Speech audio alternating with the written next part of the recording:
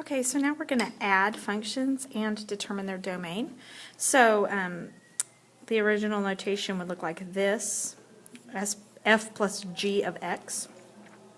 So that just means I'm going to add the square root of x plus 3 plus the square root of x minus 2. Now because they're both all under the radical, there really isn't anything I can do to simplify this. So now I just need to find the domain. So you have to consider, when you're talking domain of this function, you have to include the domain of the original functions as part of the domain of the whole function. So the first thing we're going to do is find the domain of f of x. It does have a domain restriction because of the radical.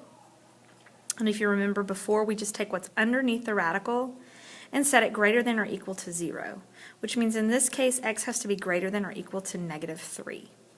And we'll do the same thing for g of x. So g of x is the square root of x minus 2. We take what's under the radical and set it greater than or equal to 0, which means in this case x has to be greater than or equal to 2.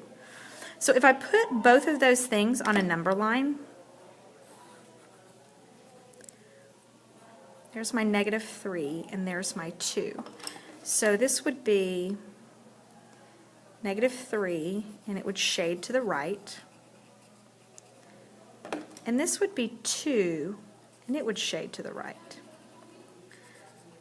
Well, if you look, all of this part between the negative 3 and the negative 3 and the positive 2, that shaded blue, it cannot be part of the domain of my combined function because it doesn't work for this. So the only part of my domain that I'm concerned about is this part.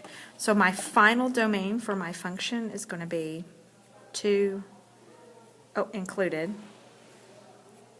to infinity.